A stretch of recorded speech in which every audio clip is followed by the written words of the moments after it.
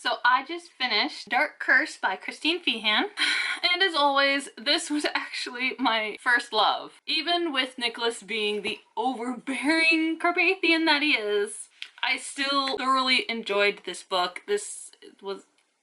I remember how much I loved this book when I first listened to it slash read it. I don't know how you wanted to say that, but I love it. The story of, like, the entire, the story, the plot line of it was great. I loved how we got more information to the overall plot line of the entire story, throughout for the entirety of the books. More information came about this, and hopefully, I can't remember from Dark Slayer, but they do have more information there. And yeah, they just find out more about Xavier. They find out that there's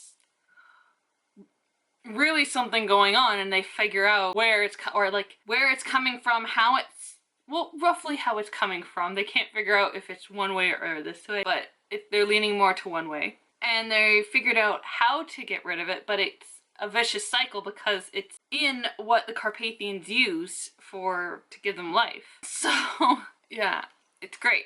And the fact that we get to rescue two potential book characters, which is great. I love it. I love these two women, Bronslavia, I forget how to pronounce it, roughly that, and Tatiana. I love these two adult Carpathian dragon seekers. Oh, it's beautiful. They're not much of a character in these books, but what you read of them and about them from Laura, I love it. It just feels family. Oh, it's good. And we don't really have a villain per se. We have an overall villain, which is Xavier, the very old high mage who has been a constant threat to the Carpathians. And he's just an overall villain. We don't have a concrete villain where, like in the previous book, it's Maxim who is the overall villain slash Draven, and Maxim has somehow influenced Manolito from the other side, so Manolito is like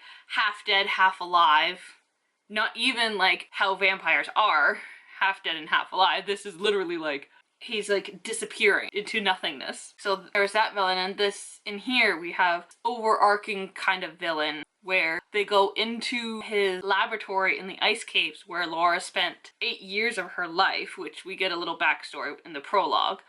And we find like these extremophiles, microbes, all of this stuff that's affecting the Carpathians in what's going on with them.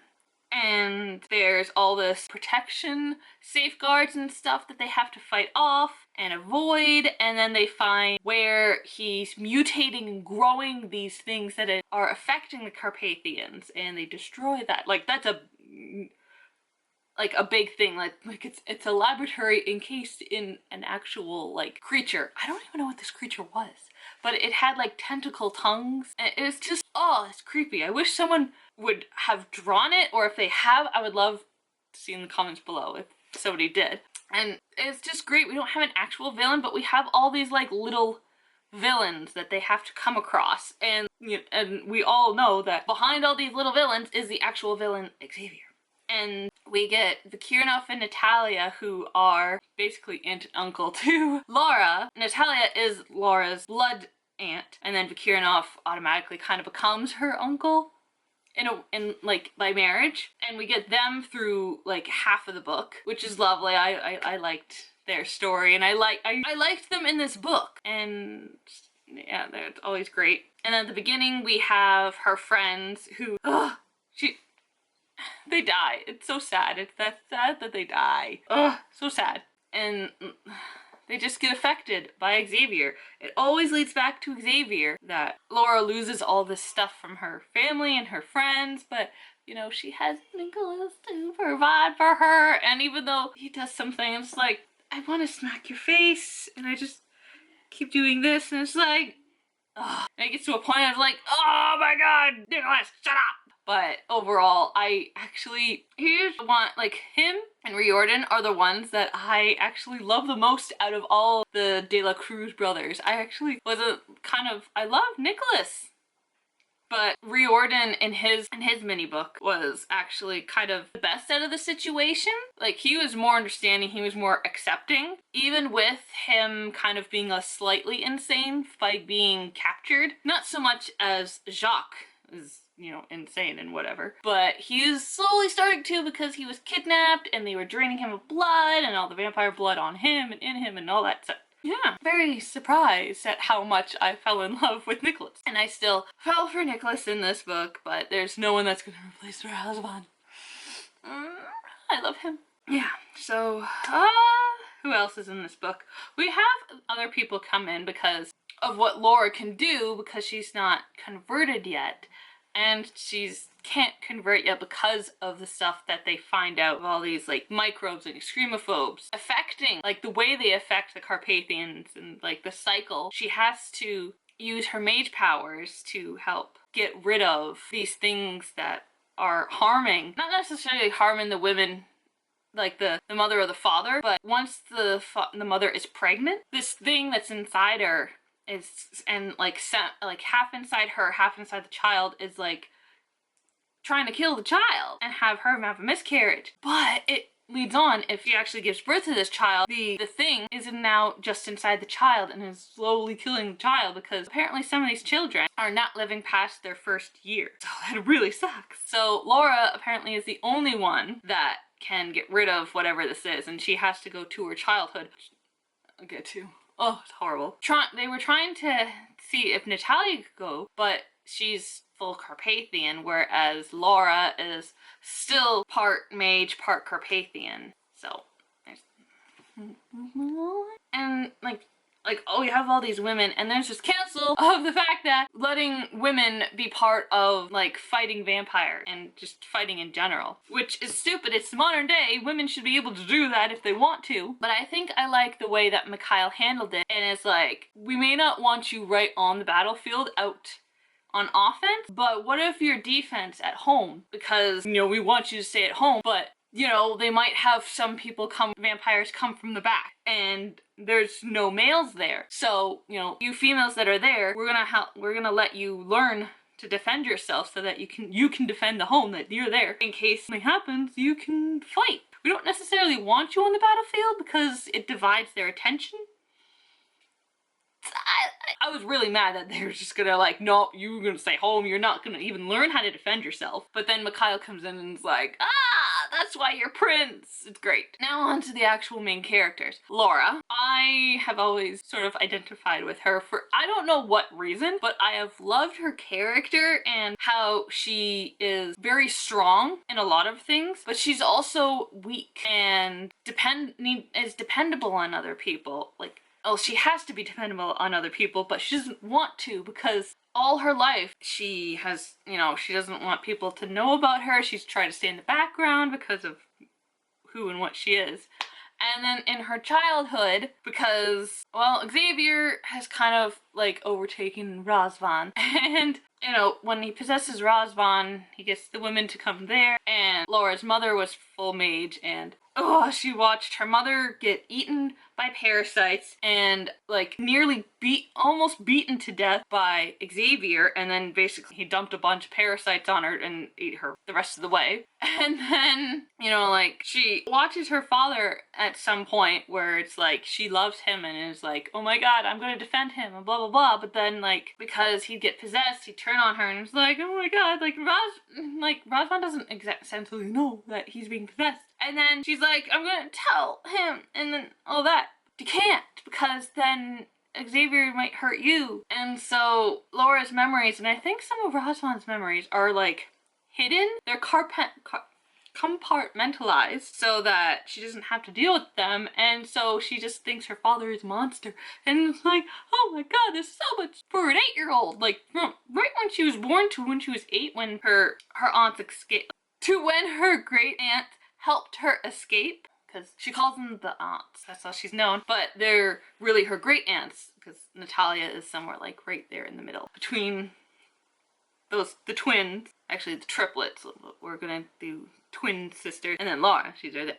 I'm like, oh my gosh, and I love her. I love the fact that, yes, I have to go and help these women and children, but I have to go back into my childhood, which was traumatizing, but I'm helping. I'm, doing this, and I feel good about it, but at the same time, I feel like just crap. But there's her mate, Nicholas. And Nicholas, even though he is an overbearing, dominant De La Cruz, he was not as bad as Raphael. Raphael so far is the worst. I wonder when we're gonna get Zacharias' book, because oh my god. From the little snippets of what we've gotten of Zacharias, or what I've gotten of Zacharias, wow, I am going to hate him. Yeah, and Manolito was yeah, he had some really bad choices, and then he was also being influenced by Maxim, so but he got better. And then Riordan I have the same situation between him and Nicholas. Yes. Alright. Nicholas is... I fell in love with him and I hated him at the same time, but with most loves, I'm trying to remember the proper way of saying this, but I like your good parts, but I love you. I like you because of your good parts, but I love you despite your flaws. Something along those lines, so that, you have the most horrible, can be really dominant and overbearing Nicholas, but I love you despite those things, because you can be the most awesome life mate at times. And it's great. And he wants to dominate the situation so badly at parts, but he's like, I can't. I want to make my life mate happy, and she needs this. She needs, they need to go back into the ice caves so that she can find her aunt, dead or alive regardless. And he's like, we already know there are so many traps there in his laboratories in the ice caves. From Train and Joey, from their short story, and then from Vikirnov and Natalia, who, went through basically the entire thing, but still has to go. She's getting bits and pieces back of her childhood. And so, by going back there, she'll know her past and know herself better and find out what happened to her aunt. So he so badly just doesn't want her to be in the line of fire at all. But at the same time, you can't do that. Especially in at this modern day, she grew up human, where us humans, we basically do whatever we want. In retrospect, in certain ways. So even though you are Carpathian and you don't want human society to know that you're alive or exist, because they'll probably kill you or experiment on you, whatever. But you're in the modern era and you have to grow with the modern era, and if women want to fight by your side, they should be able to. That's what we do now. There's women in the Army, and the Marines, and the Air Force, and all that, and that's really flippin' dangerous, but also, we're in the police force, the firefighters, the ambulance, and then there's people like lawyers and defenders, where, street thugs could, murder those people. And they're right here in our society. Right here in normal things, not off at war in Afghanistan that we have and whatever. But regardless, I love this book. I love all the complexities that shaped this book. I love how, yes, Nicholas is a dominant man, but he learns to restrain himself, and yet at the same time, he figures out, okay, I can be dominant here. I can protect my life mate better this way if I switch this around and all that stuff. It's great. And the sex parts are really good too. But there's the one part when they get back after the ice caves where he basically is forcing her to give him oral. I do not like oral, period. But, boyfriend and that stuff, and I don't want to get into that. I don't need to get into that. It really turned me off when he was basically grabbed her head and forced her head down to his lap, and basically... But, according to my fiance, that some women like that. Some women get off on the men doing that. But, ugh. And I even read, Laura was getting hot on this. She doesn't like getting dominated, but she was getting really hot from it. So, yeah. So, to sum it all up, as I said, I actually really like this book. This is the first book that I really liked. I really, not just liked, but I loved. And I recommend this so much. This book has so much in it. It has so much information that you need for, I guess, continuation of the story, and finding out what's wrong with the Carpathians, and why are they not having children, and why are they having a majority of male children. So yeah, I would like you to read it. And if you liked this book review, please hit the like button down there. And let me know if you have read Dark Curse or any of the other Dark Carpathian novels by Kristen Feehan. Let me know in the comments below. And yeah, if you also read any of her other stuff, let me know down below, because I am reading the Drake Sister series now. And you know, if you didn't like it, just don't be nasty, because we do not need nastiness in the world, okay?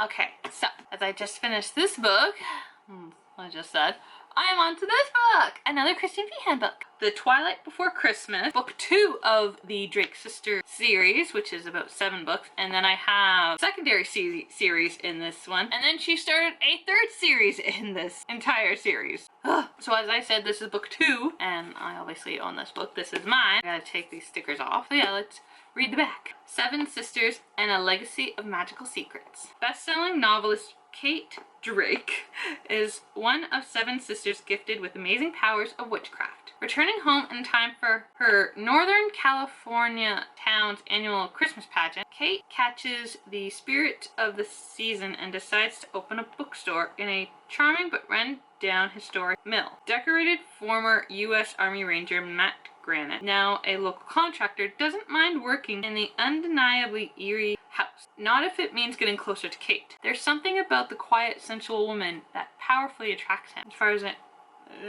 can't remember if Kate was in the first book, because like there was 4 of them there. I don't know.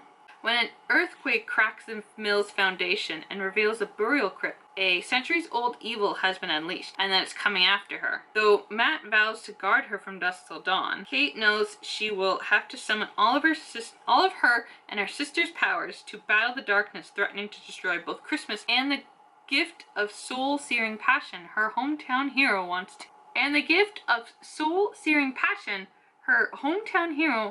her to keep forever.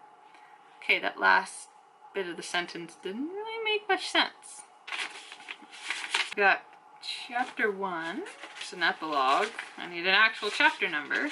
Okay, so we've got 14 plus an epilogue, so 15 chapters in here. And there's very little to this book. There's questions, but I'll read that after I'm done this. But yeah, that is a book, and I'm gonna get started reading it.